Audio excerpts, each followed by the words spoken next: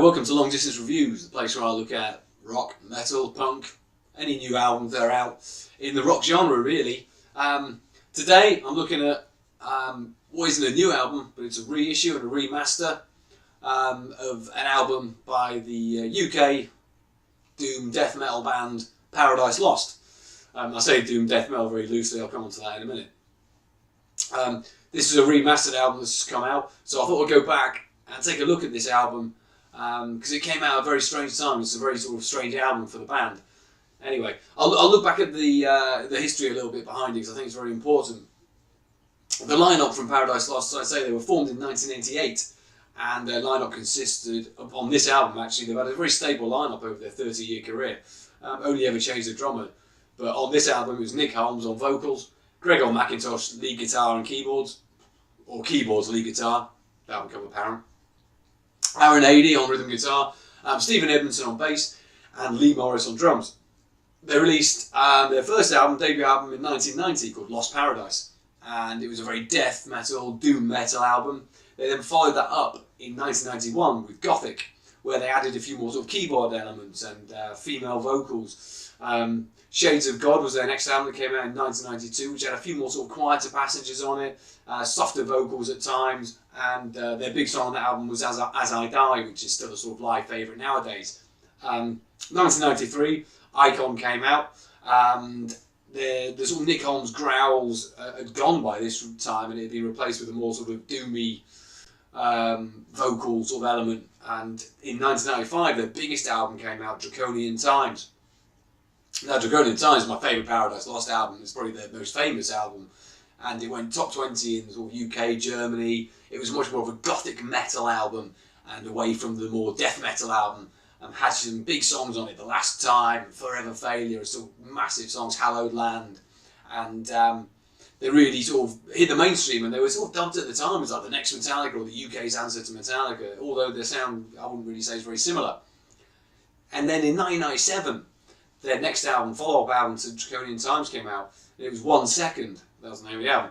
And I guess this marks a real turning point in Paradise Lost sound, because they went a lot more down the gothic rock sort of style, adding a lot more synths and keyboards and electronic elements, although the sort of more doomier and fast-paced songs were still there. The clean vocals were all apparent on the album, and big songs like the title track 1 Second and Say Just Words. I love 1 Second. I think it's a great album, and but it was a real change. And what was apparent looking back in their career is that this is only 7 years from when their first album came out. 1990 was Lost Paradise, and 1997 was 1 Second. Only a 7-year period. There are bands nowadays who take that long to release albums. Tool, I'm looking at you. And in this period of time, they released 6 albums and completely changed their sound from what they started out as. So that brings us on to where we are on this album, or when this album came out. This album came out in 1999, 2 years after 1 Second. And it was, I suppose, Paradise Lost had sort of hit the mainstream at this point in time. Not mainstream in terms of the charts, really, but the rock mainstream with 1 Second. And whether it was their decision or the label's decision, I think there's a lot of influence on both on this album. But they decided to, they had a decision to make to where their sound would go. They would evolve their sound so much. Where are they going to go next with it? And what they decided to do really was go as far away from metal as possible. And they turned into a sort of, they went more down the rabbit hole that they'd explored on 1 Second, but further on. They turned into a synth rock, electro rock, sort of dark wave band on this album. There was programmed drums, clean singing. It's got more to do with like Depeche Mode than it has to do with any metal band out there, really. I'll come back to a bit about their image a bit later, but the sound on the album, you press play and the first song on it's their opening single, So Much Is Lost. Now this is a great song. I love So Much Is Lost. I think it's a cracking song. But the keys and synths are all very apparent, and the guitars don't really cut into the chorus. Nick Holmes' singing is all clean, which, although it was on 1 Second, I think 1 Second had more of a gothic element to his voice, had that echoey, doomier element that he has on his voice sometimes. On here, it's just completely clean, and at times on the album, all harmonised. But So Much Is Lost is a great song, and it's a really good opening track and their first single. And for this album, you've got to imagine that, well, not imagine, the majority of the time, the synths and keyboards are front and centre. Gregor McIntosh, who's the lead guitarist for the band, really concentrates on his keyboards. He's the keyboardist on this album. And the lead guitars, although they're not lost in the mix, they're just not there anymore. Sometimes on songs there's a complete absence of guitars. Songs like on like Nothing Sacred, which is the second song, although a very good song, it's all keys and synths. The guitars kind of kick in a little bit in the chorus. And that's kind of all across this album. The verses can be very synth and keyboard, you know, is the main instrument you'll hear. And then at times in the chorus you'll get a bit of a guitar kicking in and a bit more of a groovier bass. But really, this album's got nothing to do with metal at all. This is all a synth rock album. And it works at times. It works on some songs. As I said, So Much Is Lost is great. Their second single, Permanent Solution, is my favourite song on the album. That's a really good song, a really big chorus, a big guitar-driven chorus. And I've actually seen a live video of that song that they did at a festival in 1999, and it's a much heavier song when they did it live. I think for this album, in the mix, the guitars were obviously very toned down where the guitars were really reduced, and the keys and synths were all front and centre, as I said. Also, in all honesty, is a good song, and Behind the Grey is another good one, and they all work. They combine the electronics and the guitars well, and still sort of have that doomy feel that the Paradise Lost have retained throughout their career. Actually, I want to return to the singles a little bit, because the two singles they released off this album is So Much Is Lost and Permanent Solution. And for doing this review, I went back and had a look at the videos. I haven't looked at them for a long, long time, and it was just very apparent to me that both videos focus solely on Nick Holmes. No other band members are in the videos at all.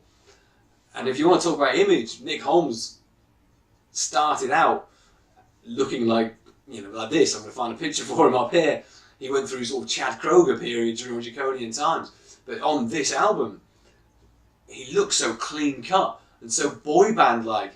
And it's apparent to me that maybe the label said, right, you know, he's a good looking guy at this period of time. Let's put him front and centre. He can be the tortured artist in the videos, singing these dark, depressing, tortured lyrics. And it'll be popular and people will flock to him.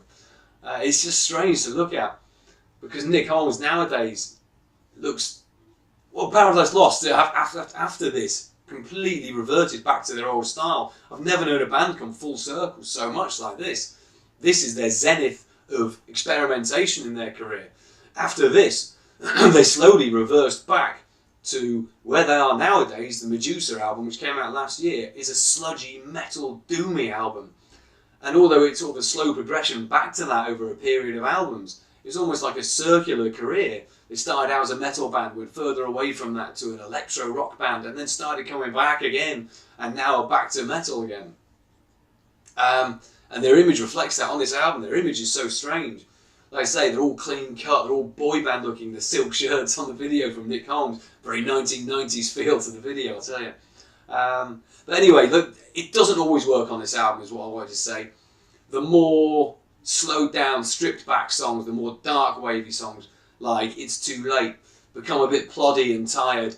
And I think a criticism of this album can be that it becomes very one-paced. Whereas 1 Second had a lot of the electronic influence in it, there was a lot more of an upbeat tempo to a lot of the songs. On here, the upbeat ones are the two singles, really. And after that, you get a lot of one-paced, ploddy songs, and especially towards the end of the album. I feel this album could have been probably 10 songs long instead of the 13 that it is. And the last few songs, Wreck, Years of Summer, and Host, they're not the last 3 songs, but they're towards the end of the album, are all sort of very ploddy and one-paced, and it becomes very tired to listen to. And it's a shame, because I think this album's got a lot going for it. And it's also, if you listen closely on the album to Nick Holmes' lyrics, he always has very depressive lyrics. That's the nature of him and the nature of the band. But this is some of the darkest lyrics he's ever sung, and some of the darkest songs they've ever written. But because of the feel of the album, it doesn't really feel like that. like the doom metal of old. It's a very interesting album. But it works best when it leans towards the sort of 1 second sound to it, the 2 singles, like I've said before, and the slower ones and the more complete dark wave electro pop feel songs don't work as well. But I've loved going back and listening to this album, and that's been what's great about this review, is I haven't gone back to this album for a long time. I came into their career at about 1 second, was the first time I ever heard Paradise Lost, and I bought that album, went back, bought Draconian Times.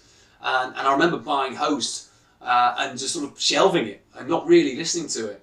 I got back into Paradise Lost later in their career, and I sort of followed them, on and off throughout their career. And to go back and listen to this album has been great. I've really enjoyed listening to this album, and there's some fantastic songs I've forgotten about on this album. And what it has made me want is more electro Paradise Lost. I miss this period of time. I miss the 1 second sound. And Nick Holmes, although he's gone back to his death growl on the recent albums for Paradise Lost, I miss his clean singing. He's got a very powerful, clean voice. And that's what I want. I don't necessarily want another Host, but I love another 1 second. Hey, maybe, they're a band that evolve their sound all the time, and maybe they'll do it again. But it's a real curio in their career, and it's been dismissed by a lot of fans, this album, been dismissed and forgotten about as a misstep in their career. I don't see it as a misstep. I think it's very interesting, and I think it's got some real good songs on it. And it's definitely worth checking out. But check out the videos for the 2 singles. I think they're the best songs. And then check out the album. I think there's some good stuff on there, and I think a lot of people will get something out of it. Anyway, thanks for watching. It has been remastered, by the way. That's what I'm doing. It's been remastered and reissued this month. I probably won't buy the remaster. I don't really think I'll get anything more out of it. But it has got a lovely green vinyl, which I'm tempted to get. If you're into vinyl, like me, you'll be tempted with it. But anyway, thanks for watching. Comment, subscribe, all that kind of thing. And I'll do another review soon. Thanks very much. Bye.